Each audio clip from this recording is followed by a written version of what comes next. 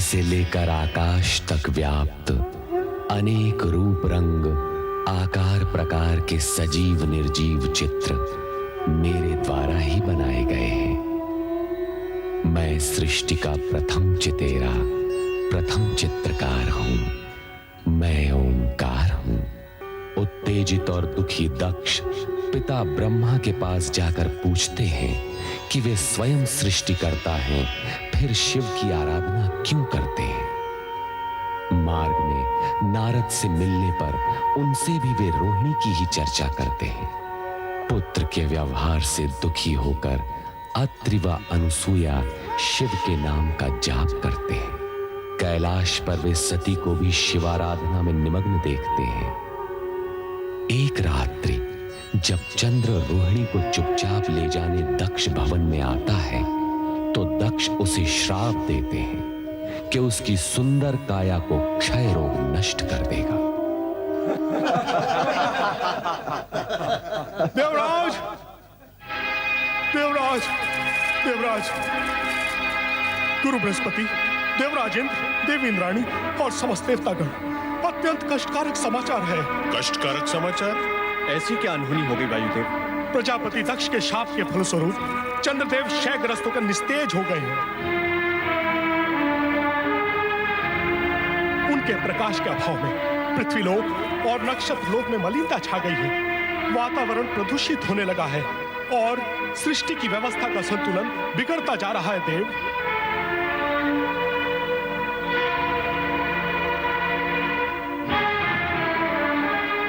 ये तो निसंदेह दुखद समाचार है वायुदेव। यदि शीघ्र इस समस्या के निराकरण हेतु कोई उपाय न किया गया तो चंद्रदेव सदा सदा के लिए निस्तेज हो जाएंगे। पुत्र चंद्र,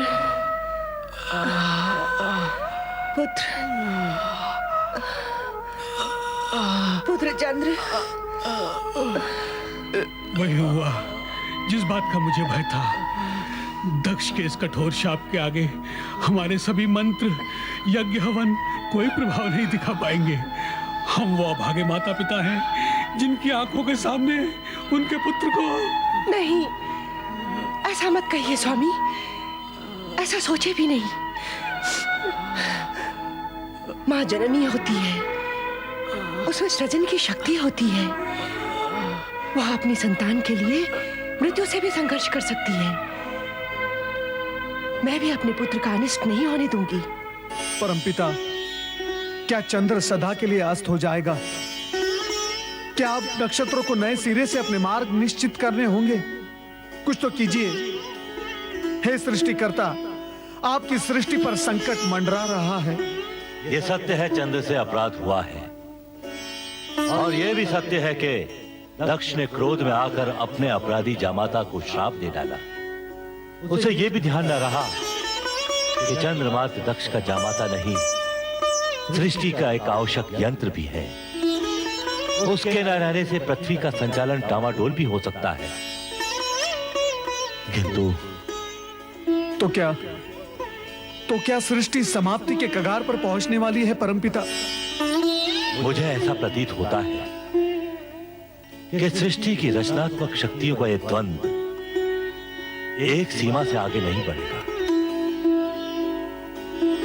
इस दशा में मुझे विचार करना होगा। विचार।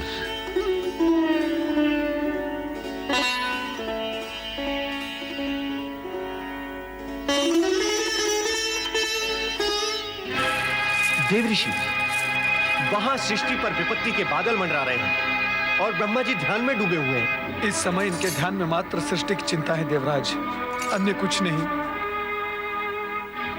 परंतु इसमें इतना सोच विचार करने की क्या आवश्यकता है? ब्रह्मा जी को करना होगा कि चंद्र को शाप से मुक्त करने के लिए अपने मानस पुत्र दक्ष को बाध्य करें, अन्यथा सृष्टि में प्रलय हो जाएगी। देव ऋषि, प्रलय हो जाएगी। ऐसा नहीं हो सकता देवराज इंद्र, हमें धैर्य से काम लेना होगा। यह हमारी परीक्षा की घड़ी है। भगवान शिवशंकर की कृपा से चंद्र की रक्षा का मार्ग अवश्य मिल जाएगा। हमारा हृदय टूट चुका है माते। कैसे पिता है हमारे, एक हाथ से हमारा कन्यादान करके हमें सौभाग्यवती होने का आशीर्वाद दिया और दूसरे हाथ से छीन भी लिया। माते, उनसे कहो कि हमें पति का प्रेम नहीं, उनकी आयु और हमारा सौभाग्य चाहिए। पिता अपना श्राप लौटा ले और हमें हमारा पति दे दे। वे जैसे भी है, हम उनके साथ जीवन निर्वाह करेंगे। तुम्हें कैसे समझाएं पुत्रिया? दिया हुआ श्राप लौटाया नहीं जा सकता, ये असंभव है। हाँ, अब एक आसरा है, भगवान शिव शंकर। वो भक्त वत्सल हैं, भोलेनाथ हैं। यदि उन्हें तुम बहनों पर दया आ गई तो चंद्र को नया जीवन और तुम सबको तुम्हारा सौभाग्य सिंदूर भी मिल सकता है। तुम धैर्य मत छोड़ो अश्विनी, तुम सबकी मनोकामना अवश्य पूरी होगी।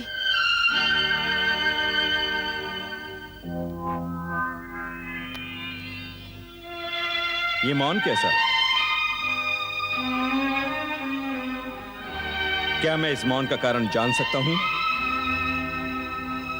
महारानी, कोई मेरे प्रश्न का उत्तर क्यों नहीं देता? आपके प्रश्न का उत्तर मैं देती हूँ पिताश्री। देखिए, देखिए इन्हें। ये आपकी वही प्रिय पुत्रियां हैं जिनके सौभाग्य चंद्र पर दक्ष नाम का ग्रहण लग गया है, जो चंद्र को निगल जाना चाहता है। पुत्री! क्रोधित मत होइए पिताश्री, और इतना मंगल करने के पश्चात आपको मुझे पुत्री कहने का भी कोई अधिकार नहीं। मैं जा रही हूँ अपने पति के पास। तुम वहां नहीं जाओगी, और यदि तुमने मेरी आज्ञा की अवहेलना की तो आप मुझे भी श्राप दे दीजिएगा। इससे अधिक आप कर भी क्या सकते हैं? माते, जीवन मृत्यु के इन संघर्ष क्षणों में मैं अपने पति को एकाकी नहीं छोड़ सकती। मैं जा रही हूँ। रोहिणी, यदि तुमने इस महल की चौखट भी लांगी तो मैं तुम्हें श्राप दे दूंगा। बस कीजिए, बस। यदि आप इन पुत्रियों के पिता हैं तो मैं माता हूँ। प्रसव पीड़ा आपने नहीं, मैंने सही है। यदि आपने अपने मुख से एक भी अपशब्द कहा तो मैं यही की यही अपने प्राण त्याग दूंगी। हाँ। दक्ष महल, इंद्रलोक, ब्रह्मलोक, हर स्थान पर चंद्रदेव की गंभीर स्थिति पर चिंता का वातावरण बन गया। देवर्षि नारद, गुरु बृहस्पति सहित सभी देवगण चंद्र की निरंतर क्षीण होती स्थिति से तनावग्रस्त हो उठे। चंद्रदेव की माता ने पुत्र को इस संकट से उबारने के लिए कैलाश जाने का निश्चय किया। आप कहाँ हैं प्रभु?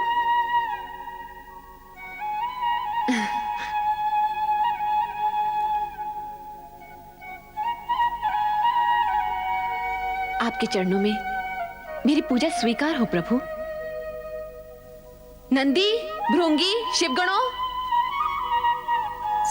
प्रणाम सती माता। सती माता की जय। महादेव यहाँ नहीं है। नंदी, वे कहाँ गए? मैं भी स्वयं चकित हूँ माता। जब भोलेनाथ के दर्शन के लिए मैं आया था तो भोलेनाथ यहाँ पर समाधि में लीन थे। अब पता नहीं कहाँ अदृश्य हो चुके हैं। प्रणाम महादेवी सती। संभवतः आप मुझे जानती नहीं, जानेंगी भी कैसे? आप मुझे प्रथम बार देख रही हैं। आप कौन हैं देवी? हम सब ये जानने के लिए उत्सुक हैं। मैं अत्रि ऋषि की धर्मपत्नी चंद्रदेव की माता अनुसुईया हूँ महादेवी सती। महादेव जी और आपके चरणों में प्रणाम करने आई हूँ। आप चंद्रदेव की माता अर्थात मेरी बहनों की सास माता हैं। आपका स्वागत है। आप तो हमारे लिए परम पूज्य हैं। कहाँ है देवाधिदेव महादेव? हम स्वयं आश्चर्यचकित हैं कि वे अचानक कहाँ अदृश्य हो गए। ऐसा लगता है दुर्भाग्य की छाया शीघ्र ही मेरा पीछा नहीं छोड़ेगी। कितनी आशा लेकर आई थी मैं महादेव के दर्शनों के लिए। प्रत्यक्ष अथवा परोक्ष रूप में प्रभु सदाशिव जगत के कण कण में विराजमान है और भक्तों का संकट निवारण करने के लिए तो वे सदा तत्पर रहते हैं। आपके मन में जो है वो कहिए माता। सदाशिव आपकी प्रार्थना अवश्य सुनेंगे। पता नहीं वह कैसी अशुभ घड़ी थी जब दक्ष प्रजापति अपनी पुत्रियों का संबंध हमारे पुत्र चंद्र से करने आए थे। आप कैसी बातें कर रही हैं माता? चंद्र से मेरी बहनों का संबंध तो अटल था। चंद्र से रोहिणी आदि नक्षत्र कन्याओं का विवाह विधि के विधान के अनुसार ही हुआ है और इसे कोई मिथ्या नहीं कर सकता। परंतु विवाह के पश्चात जो भी कुछ हुआ वो निरर्थक कार्य है। सारा संसार जानता है कि मेरा पुत्र चंद्र स्वभाव से चंचल और भावुक है। तुम्हारी सभी बहनों में से रोहिणी ही उसे सबसे अधिक प्रिय है और उसी का परिणाम आज चंद्र भुगत रहा है। क्या हुआ चंद्रदेव को? तुम्हारे पिता दक्ष प्रजापति ने क्रोधित होकर चंद्र को शाप दे डाला है क्षय रोग से ग्रस्त होने का। अब इस संकट से महादेव के अतिरिक्त हमें और कोई नहीं बचा सकता। पिताश्री, ये आपने क्या कर दिया? अपने ही जामाता को श्राप देकर अपनी पुत्रियों को वैधव्य की काली छाया की ओर ढकेल दिया। किंतु माता, मैं आपको विश्वास दिलाती हूँ कि मेरे पिताश्री का श्राप चंद्रदेव को नष्ट नहीं कर सकता। आपको विश्वास है? कैसे? विधाता के विधान के अनुसार सूर्य, चंद्र, ग्रह, नक्षत्र अमर है। प्रलय काल तक इन्हें कोई नहीं मिटा सकता। हाँ, श्राप से इन्हें कष्ट अवश्य हो सकता है। मैं चंद्र के कष्ट निवारण के लिए ही महादेव जी की शरण में आई हूँ। मुझे कष्ट निवारण का कोई उपाय बताइए महादेवी जी। चराचर पति शिव जी की अखंड आराधना से असंभव भी संभव हो जाता है। मैंने भी आराधना द्वारा ही कैलाश में शिव चरणों में स्थान पाया है। श्राप का प्रभाव नष्ट करने का एक ही उपाय है और वो है मृत्युंजय महादेव की आराधना। ओम नमः शिवाय, मृत्युंजय महादेवाय नमोस्तुते।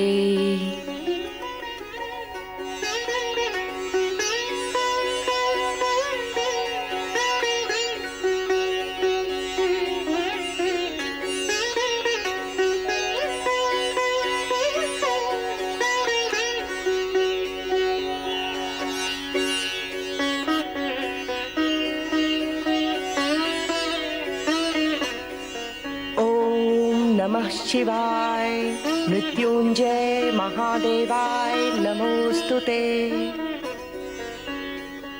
परमपिता ब्रह्मा, आपने शिव आराधना करके चंद्र की श्राप मुक्ति का उपाय अवश्य जान लिया होगा। कृपया हमें बताएं। चंद्र की श्राप मुक्ति का एक ही उपाय है, मृत्युंजय महामंत्र से शिव की आराधना।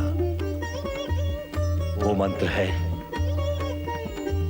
ओम नमः शिवाय, मृत्युंजय महादेवाय नमोस्तुते। मृत्युंजय महामंत्र? हाँ, मृत्युंजय महामंत्र से शिव की अटूट कृपा प्राप्त होती है और मृत्यु का भय दूर हो जाता है। परमपिता, हम सब मिलकर इस मृत्युंजय महामंत्र से शिव की आराधना करेंगे और चंद्र के कष्ट का अंत अवश्य करेंगे परमपिता। परंतु देवराज, मृत्युंजय महामंत्र की अमर ध्वनि का प्रभाव चंद्र पर पड़े, इसके लिए उन्हें स्वयं आरावत के पश्चिमी समुद्र तट जाकर ब्रह्मा क्षेत्र में शिव आराधना करनी होगी। मंत्र ध्वनि के प्रभाव से चंद्र पर पड़े श्राप का प्रभाव धीमे धीमे समाप्त होने लगेगा और शिव की कृपा प्राप्त होगी। समुद्री वातावरण के प्रभाव से चंद्र शीघ्र ही स्वास्थ्य लाभ कर सकेंगे। नारायण नारायण।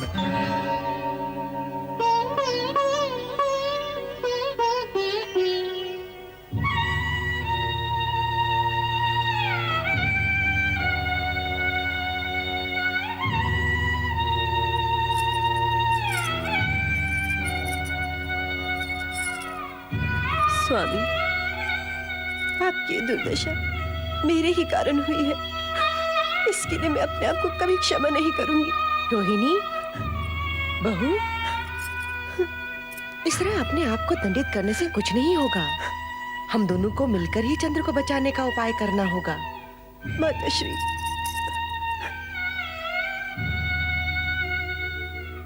तुम समझती हो मेरे चंद्र की इस दुर्दशा का कारण तुम हो, परंतु यह सत्य नहीं है। तुमने तो सदा ही मेरे चंद्र के हृदय को प्रफुल्लित किया है, उसे सुख दिया है। तुम उसके दुख का कारण कैसे बन सकती हो? माते, मुझे ज्ञात है तुम्हारी बहनों के प्रति उपेक्षा दिखाकर चंद्र ने उचित नहीं किया, परंतु इसके लिए मैं उसे दोषी नहीं समझती हूँ। परंतु माते, सारा दोष मेरा है। ये आप क्या कह रही हैं माते? तुम्हारे पिता दक्ष प्रजापति का प्रस्ताव ही मुझे स्वीकार नहीं करना था, जिसमें उन्होंने अपनी 27 कन्याओं का विवाह मेरे चंद्र के साथ करने की बात कही थी। परंतु आपने और पिताश्री ने तो कहा था कि विधाता का अटल विधान है, इसे कोई नहीं बदल सकता। दुर्भाग्य को विधि का अटल विधान बताकर किसी भूल से मुक्ति नहीं पाई जा सकती रोहिणी। भूल तो भूल ही होती है, और भूल का परिणाम जाने अनजाने सभी को भुगतना पड़ता है। तो मेरी बहनों की उन आकांक्षाओं का क्या होता? उन्होंने भी तो मेरे समान चंद्रदेव को मन ही मन पति स्वीकार कर लिया था। मन ही मन पति रूप में स्वीकार करने का अर्थ किसी को विवाह के लिए विवश करना नहीं होता है रोहिणी। तुम्हारे पिता दक्ष का कर्तव्य था कि वे इस विवशता को रोक देते, परंतु इस प्रस्ताव को चंद्रदेव ने भी तो चुपचाप स्वीकार कर लिया था। चंद्र के मन की बात का पता लगाना हम माता पिता का कर्तव्य था, जो हमने नहीं किया, और इसी का दंड हम भुगत भी रहे हैं। परंतु पिछली भूलों की बातें करने से कोई लाभ नहीं होगा। जैसे भी हो, हमें चंद्र को इस संकट से उभारना ही होगा। सब कहते हैं कि श्राप को विफल नहीं किया जा सकता, उसका प्रभाव होकर ही रहता है। समझ में नहीं आता अब हम क्या करें। इसी कारण मैं शिव शंकर की शरण में कैलाश गई थी, परंतु दुर्भाग्य से वहां भी मुझे उनके दर्शन नहीं हुए। सती बहन तो वहां आपको अवश्य मिली होंगी। हाँ, उन्हीं का दिया विश्वास लेकर मैं कैलाश से लौटी हूँ। सती ने कहा है, शिव की आराधना कभी व्यर्थ नहीं जाती। चंद्र के प्राण रक्षा हेतु अब हमें शिव की आराधना करनी होगी। यही एकमात्र उपाय है। अवश्य माताश्री, इस आराधना में मैं भी आपके साथ हूँ। बेटी, ओम नमः शिवाय, ओम नमः शिवाय, ओम नमः शिवाय, ओम नमः शिवाय, ओम नमः शिवाय, ओम नमः शिवाय।